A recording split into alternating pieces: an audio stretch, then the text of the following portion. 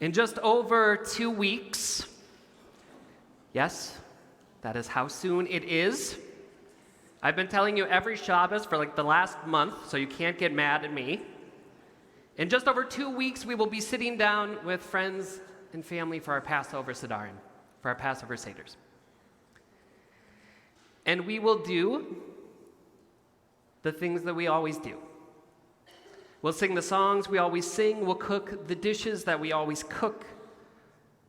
And we'll open our Haggadot, we'll open our Haggadahs, and we will say the words that we always say each and every year.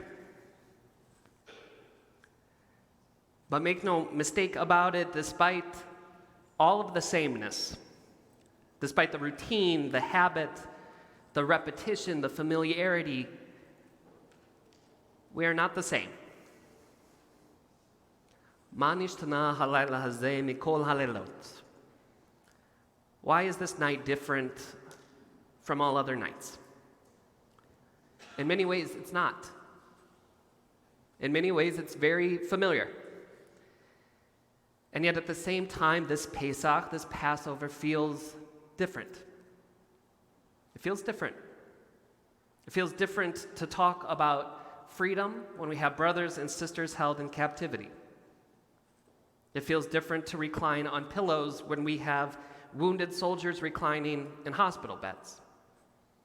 It feels different to drink 4 cups of wine when innocent children in Gaza can't drink 4 cups of clean water. It's different this year.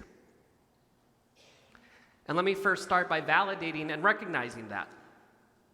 It's different. It feels different this year.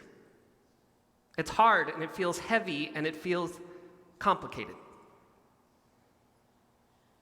But to be fair, that's kind of Jewish existence in a nutshell.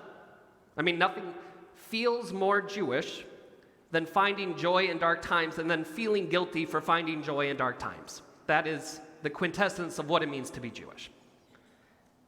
I get that. I get that. But yes, it is hard and it is heavy right now. And the idea of having a Seder, of talking about freedom and redemption and joy and peace, is daunting. It is.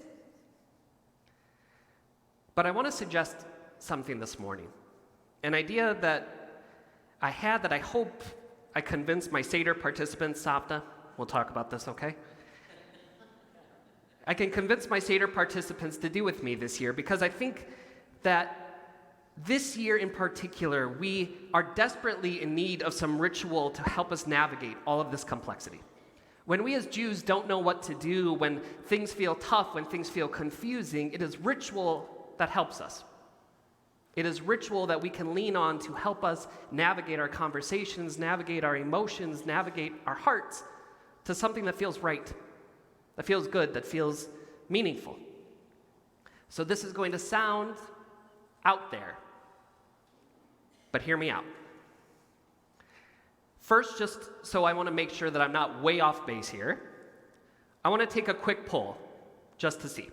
So if you could humor me quickly, I'm going to invite you now to close your eyes so we can have some honesty and some anonymity here. I can hear Steve Margolin already telling me that this is an opportunity for him to sleep. Stay awake, Steve, please. So close your eyes, and I'll invite you, we're going to do a few different questions. I want you to raise your hand, first and foremost, if you host or attend a Pesach Seder each year. Okay, you can lower up. And I want you to raise your hand if your Seder uses a Haggadah. Okay. Now I want you to raise your hand if you skip parts of your Haggadah. Some honesty there, okay? All right, this is the big one here. This is the kicker. Full honesty, judgment-free room. I want you to raise your hand if your Seder stops after dinner, which means you don't continue on with the Haggadah when the meal is over. Okay. Here's why this is important. The beginning of the Passover Seder has all of the greatest hits. It's wonderful. It's beautiful. The Passover Seder, especially the beginning of the Passover Seder, is memorable for all of those reasons. It has the breaking of the matzah. It has the 4 questions, the 10 plagues, Dayenu, all the greatest hits. And those elements are great because they're participatory, because they're fun. We get to take part in the Seder. But the end of the Seder, the end of the Haggadah, has something that the beginning just doesn't have. The end of the Haggadah, the end of the Passover Seder, is all about hope. It's all about hope. The telling of the story of Yetziat Mitzrayim is about the past and the present, seeing ourselves as leaving Egypt and allowing our ancestors' freedom to emphasize our own. That's the beginning of the Pesach Seder. But the conclusion of the Seder is about tomorrow, about what happens after. It's about emerging from all of the shtuyot of human existence, all of that silliness, all of that craziness, all of the messiness of what it means to be human, the hate and the oppression, the war and the violence, and entering into an age where swords and spears will be beaten into plowshares and pruning hooks, when we will dance and sing in the streets of Yerushalayim in unity and in peace. That is the end of the Passover Seder. But here's the thing, so many of us never get to that part. We never get to that part, especially those of us, admittedly, those of us with children or grandchildren. Those kids get antsy. We need to make sure that everyone eats, and trust me, trying to keep the attention of a room full of hungry Jews. I get it. I do. But for our children's sake, for our sake, it's important to be able to see us fill up Elijah's cup, or to sing Lashana Haba B'Yerushalayim, or if it is your tradition to sing Hatikva. It's a missed opportunity if we don't get to do that, all of us together. So here is my proposal, and again, it's out there, but humor me. This year I'm going to encourage all of us, especially those of us who don't usually get through the whole Haggadah, to start our Seders at the end. Wait. 2, before we do anything else, before we go through the signposts of the Seder, before we sing those songs that we love, to fill up Elijah's cup, to sing for his coming, to sing Eliyahu HaNavi, to sing the words of Lashana Haba, and if it is your tradition, to sing the words of Hatikva.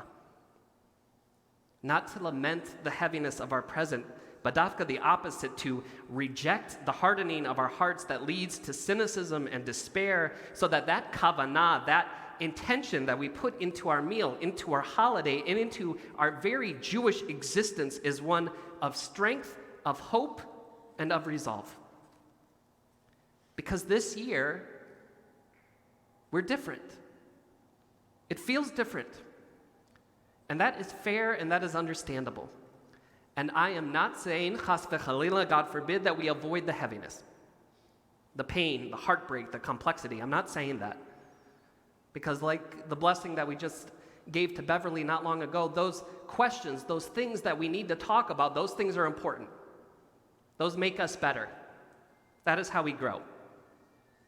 But my charge to all of us, my blessing to all of us, is that we approach that heaviness and that complexity with the fortitude of resiliency. That we use our text and our tradition not as a means of reinforcing our fear and our struggles, but rather as a tool to help guide us to the optimism and hope necessary for us to move our hearts and our bodies to the work that is so critical for our future redemption. By beginning with hope, we can acknowledge that this night is different from all other nights, while simultaneously bolstering our responsibility to one another to journey toward a bright and beautiful future. By starting at the end, we can reimagine our beginning. Because as we know in our tradition, the idea of a beginning and an end is really a fallacy. Our story is constantly being told and retold and rewritten We live our story, and we get to decide what shape that story takes. So my blessing for all of us is that this year, let's make our story light up a world so plagued by darkness. Let's live our story with the promise of tomorrow. Let's reject the hardening of hearts, the complacency, the despair, and let's sing together that Hashana Haba Niyeh Biachad B'Yerushalayim, that we will, next year, be singing and dancing hand in hand in Jerusalem, in peace and in hope. Amen. Shabbat Shalom, everyone. We'll continue now.